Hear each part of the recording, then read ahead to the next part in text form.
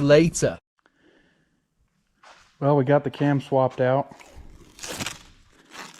I just hurried up and did that while we were off camera, and then slapped a quick fresh coat of orange on it.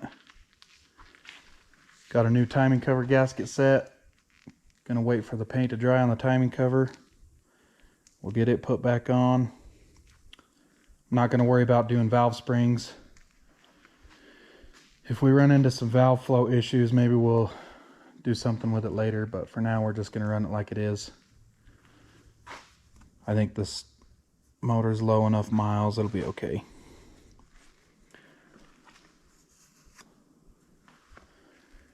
Got all the valves sealed back up, blew the trash out of them.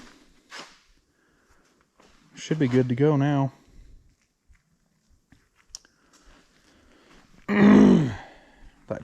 That harmonic balancer tool that I built worked pretty good.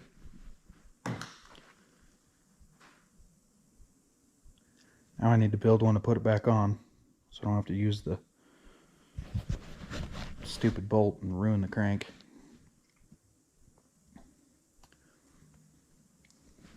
I did put the timing chain out of the 6-liter in here because it was newer. It only has like 5,000 miles on it. Still looks a little sloppy, but it'll be okay. That motor ran fine till it cracked pistons, so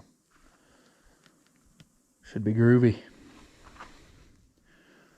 Wait for that timing cover to dry and then slap it on, and then the pan.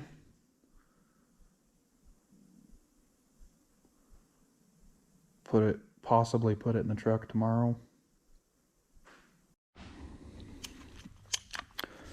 While we're waiting for the paint to dry, we'll go ahead and put the valve train back together.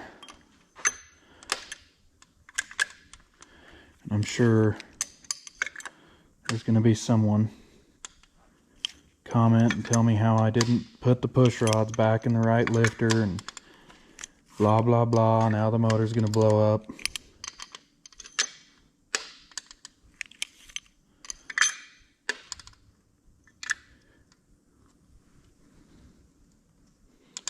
Great. It's because I didn't put the right push rod in the right hole. Just kidding.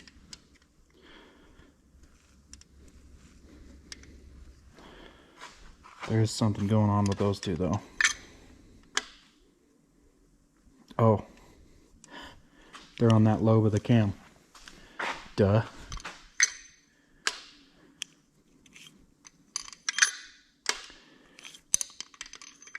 Yeah, I reused the lifters too. Someone's probably going to have a heart attack over that one. That's okay. The 6-liter had over 300,000 miles on its lifters and they didn't care. They still don't care. I'll probably leave them in it when I put it back together.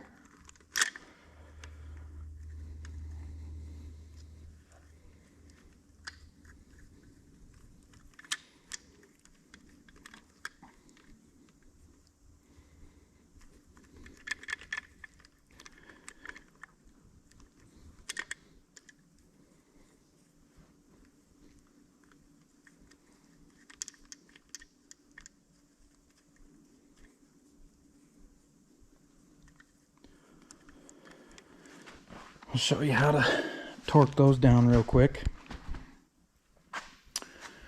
It's real easy. Just grab a 5/16.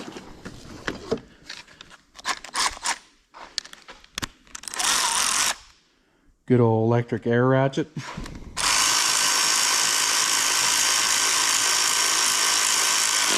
Torqued.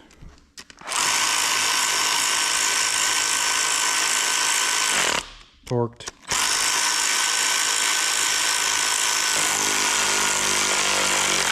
Torqued.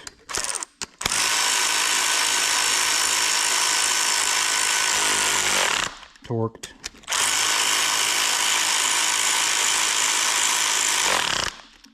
Torqued.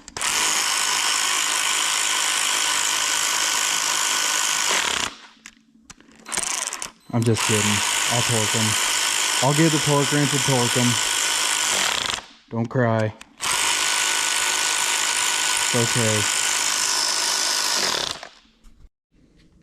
I was just kidding. We'll torque them for real. Even though the spec's only 22 foot-pounds. And I'm sure that they're already tighter than that.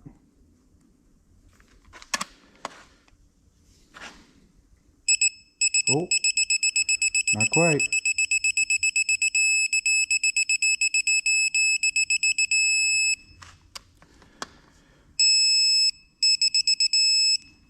That one was.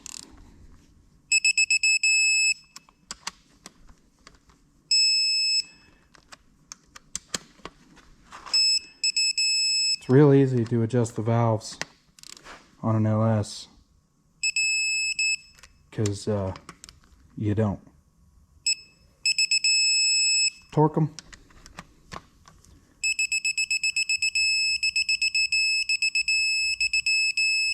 And it's good to go. Unless you buy expensive rockers. But I don't do that. Everything I do is cheap or free.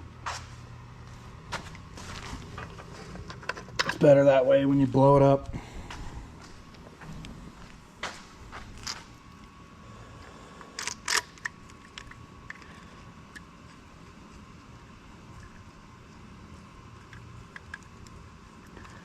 Pretty much everything about this whole setup was either free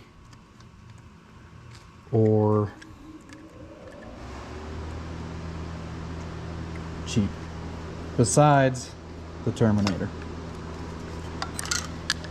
It's the only thing that I paid good money for. Even the 6-liter I got for free.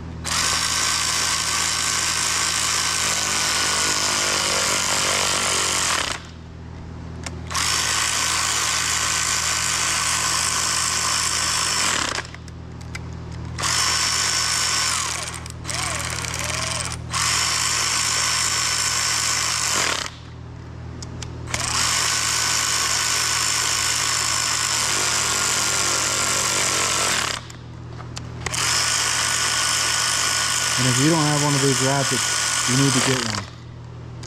Because they're handy dandy.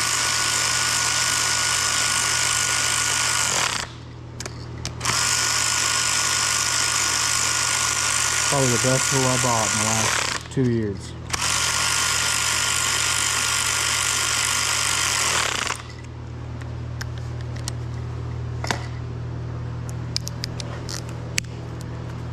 Oh yeah, we also use adapters and extensions to torque. That's okay. When it comes apart because of the valve train, then we'll talk about it.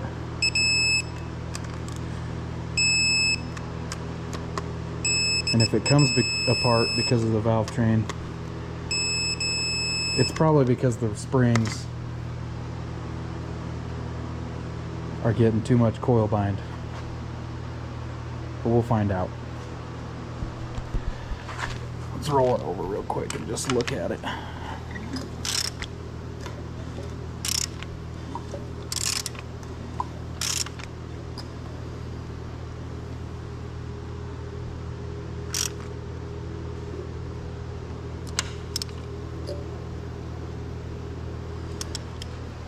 That one right there is all the way down. And we've still got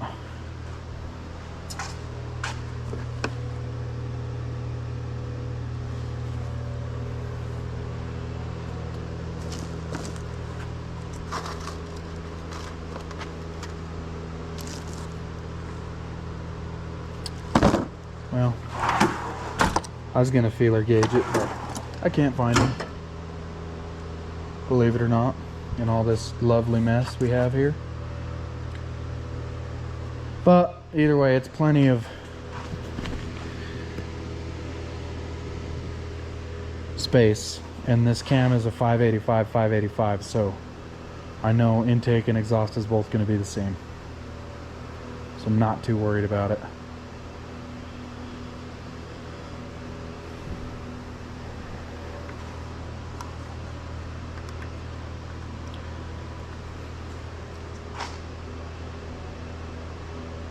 This thing also has old paper metal gaskets. It doesn't have MLS gaskets, so nobody's ever had the heads off of it,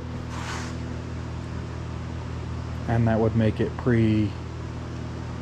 I think 2002. I could be wrong on that. I'm sure someone will let me know in the comments though.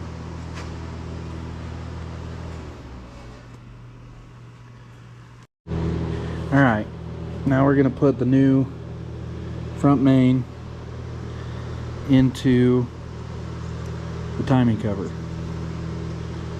And you want to lube the outside of the seal. And I like to use regular old vegetable oil.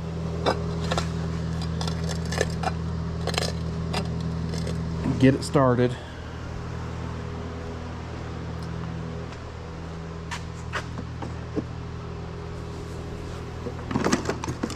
Get BFH.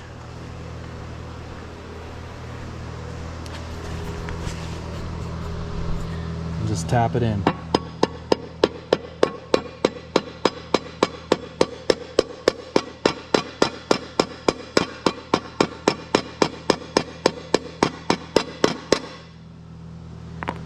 If you're rich, you can use a seal driver, but I'm not rich, and we're doing this on a budget.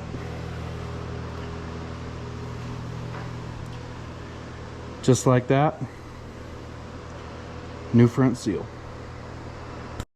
When you're doing the timing covers on an LS, front and rear covers, you just want to get the bolts in and get them started. Don't tighten them. You don't want to tighten them until you get the oil pan on, so that the oil pan can pull, the oil pan bolts will pull the timing cover down to get the front seal right here to seal on the oil pan. And if those are tight, it won't move and you'll have an oil leak.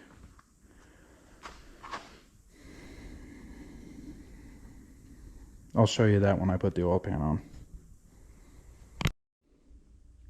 Alright, when you're doing an LS oil pan, if you're going to the hot rod style low clearance oil pan, it comes with a push or a pickup tube that you have to change,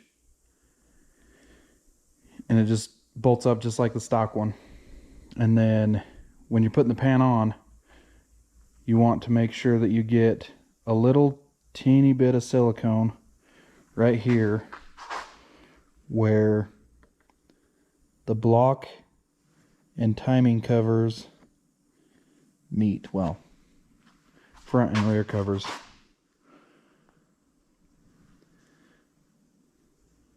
You can try your luck and not do it. I didn't do it on the 6-liter. It didn't leak, but I feel like I got lucky.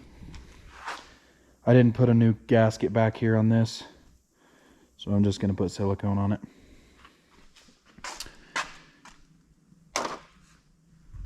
The right stuff is a way better choice, but I don't have any, and I'm not going to go get some right now. So this is what we're doing.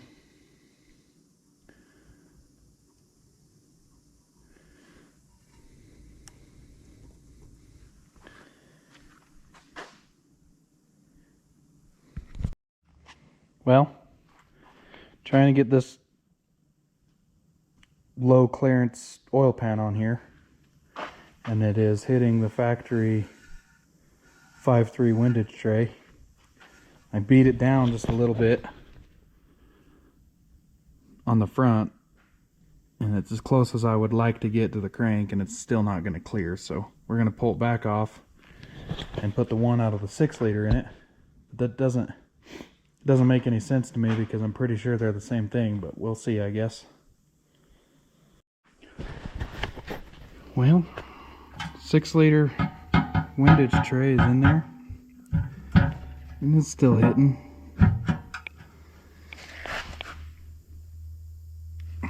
I'm must have just ran her home. Called it good. Sounds like something I'd do. Guess I'm gonna do it again. Pick all these bolts up out of the dirt. You know, where high horsepower engines are built. In the dirt.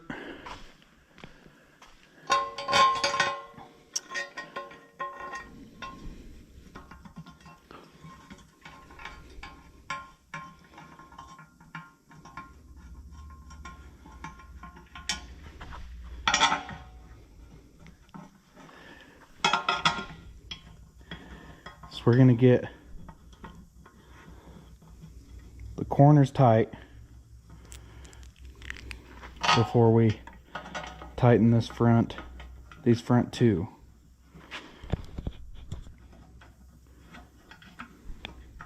So that it sucks this timing cover back up against it and pinches the gasket up here. Then we can tighten the timing cover. I don't have enough oil pan bolts. Uh-oh.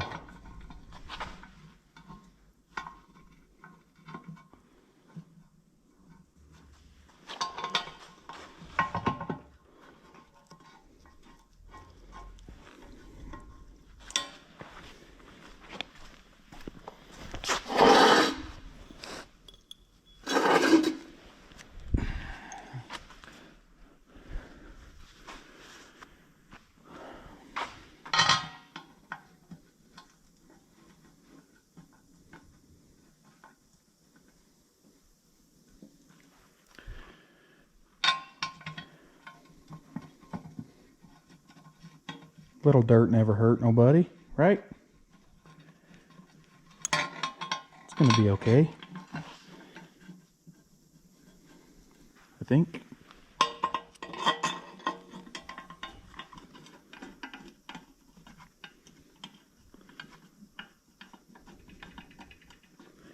Oh yeah. Plenty good. Huh. Probably should have done a better job about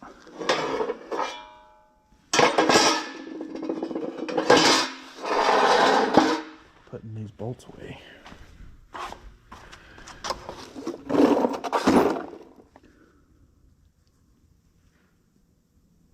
That's okay.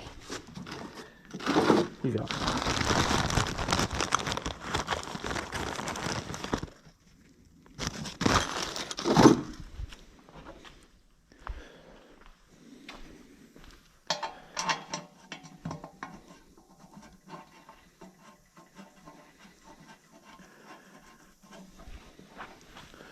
Oh, we only needed one.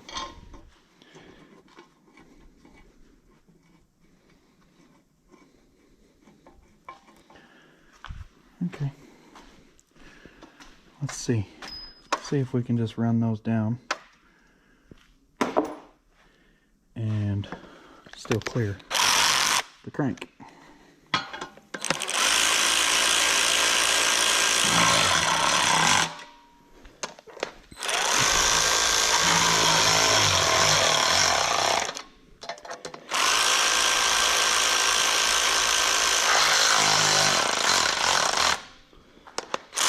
With this pounds cast aluminum, I'm a little worried it might break it. Oh, look. Torqued. Torqued.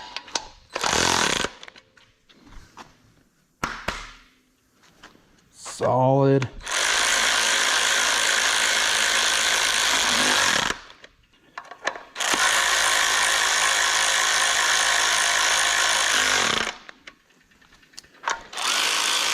The battery's almost dead.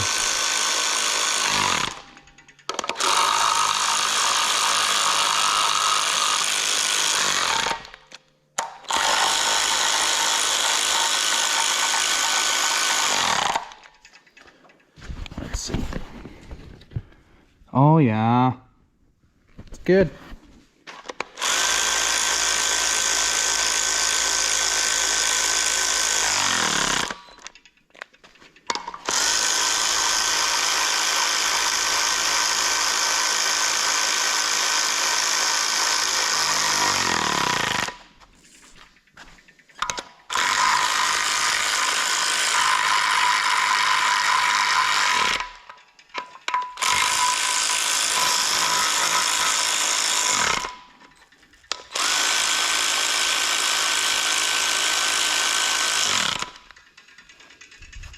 All right.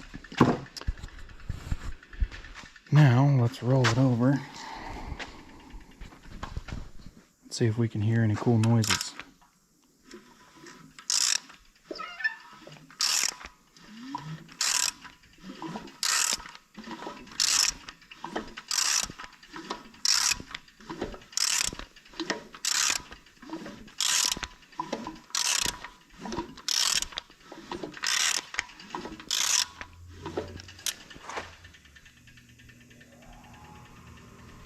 She's got a lifter tick.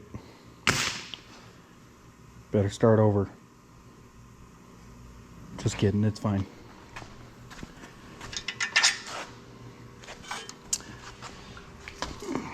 So on an LS, when you're putting the harmonic balancer back on, without buying the proper tool, there's really no way to do it other than using the bolt, which everybody frowns upon, and if you're not careful, you can pull the threads or gall the threads inside the crank. But to make it as easy as possible, we're gonna take some 320 grit and clean this snout, which if you don't paint it and you don't get overspray on it, you won't need to do this. But with the overspray on there,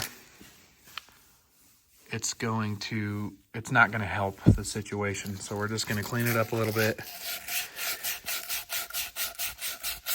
get it to shine, and then we're gonna put a little bit of heat into the harmonic balancer to help it go on smoother.